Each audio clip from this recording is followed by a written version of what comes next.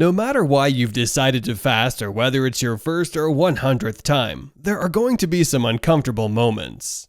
Food cravings are a natural part of the process, and finding ways to deal with hunger while fasting will make for a much better overall experience. We're going to be covering ways to stop those pesky sugar, junk food, and carb cravings, as well as explaining why they happen in the first place. If you've had trouble fasting in the past without feeling pain and discomfort, then stay tuned because here are 10 methods to stop craving food while fasting. Number 1. Drink a lot of water. Using water as a substitute for the food your body is craving is maybe the most straightforward addition to this list.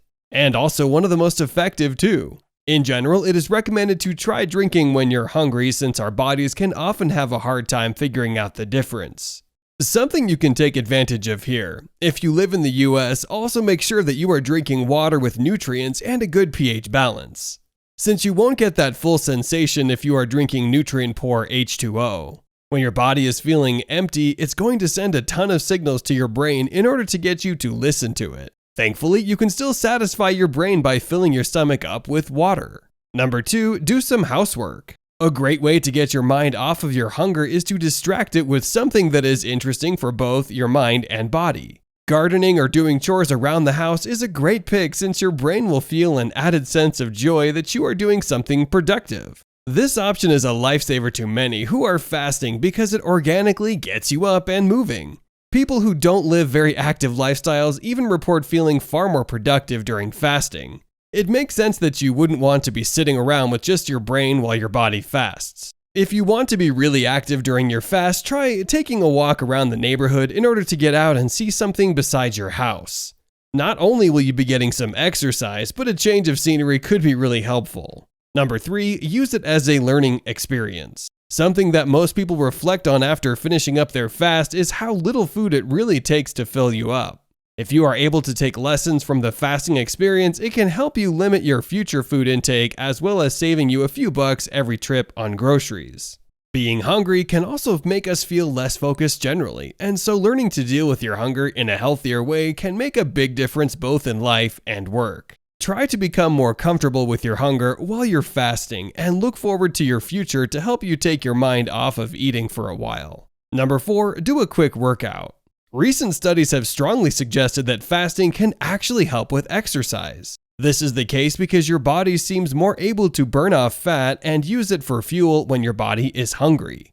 Be aware of your limitations as fasting can definitely leave you with less energy than you are used to. But it's recommended to focus on fast and intense workouts versus stuff like running and other long-distance cardio.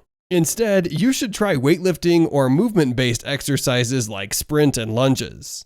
If you have the time after working out, you should also try going on a 20 to 30 minute walk to help keep your body moving and operating at the best of its abilities.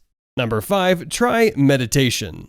Another great way to stop craving food mid-fast is to try and focus on your mental and emotional health instead of what is physically going on inside of you. If you are comfortable meditating or even praying during your fast, this could help you get the most out of the experience and let your focus drift away from food-related stuff. Meditating with the goal of lowering your hunger levels takes some time and mental toughness, but it gets a lot easier over time. Ultimately, your goal should be to try and accept that you are hungry, as well as the fact that you won't be able to change that at the moment.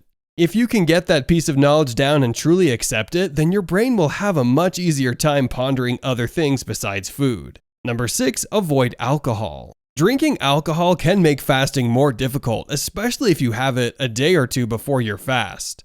Alcohol can cause your hormone levels to fluctuate erratically and your blood sugar levels to drop off. Generally, it is important to watch what you eat and drink before you attempt a fast, since your body is going to be going through some times that it may not be used to. Don't add alcohol into the mix because it can make the fasting experience much more uncomfortable and by far harder to process and manage.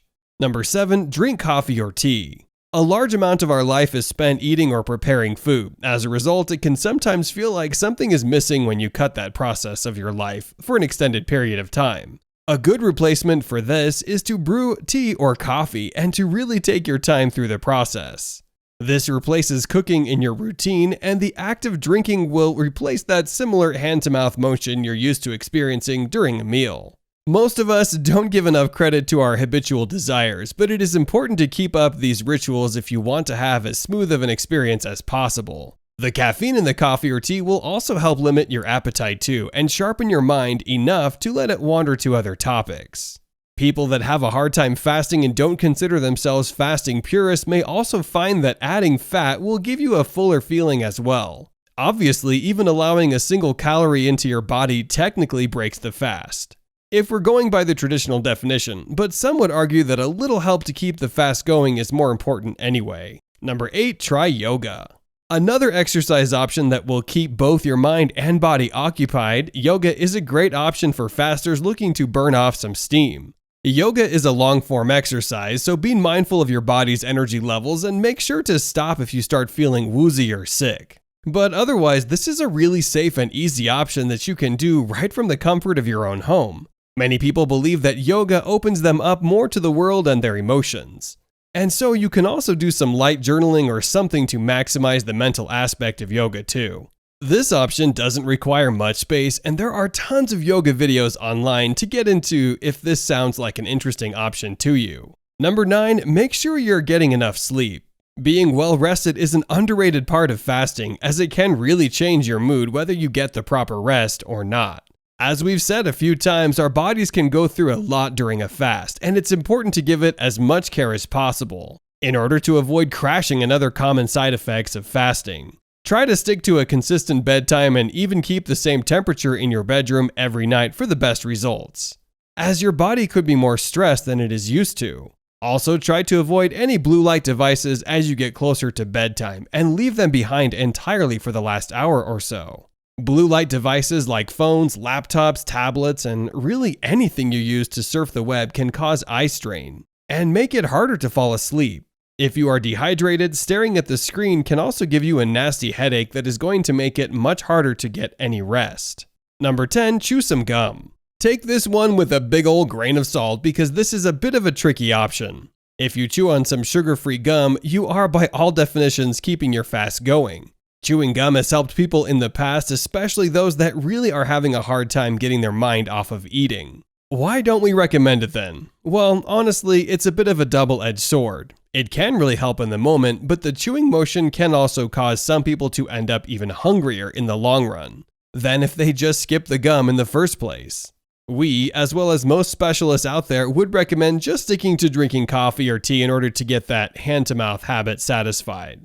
But if it really isn't working, then maybe chewing gum can help calm you down enough to continue your fast. Have you guys tried drinking coffee or tea to slow your hunger down? Let us know in the comments below. Here are 2 more videos you might find interesting. Feel free to choose the one you like. If you enjoyed this video, give it a like and share the video with your friends. And for more interesting videos on health, subscribe to the channel.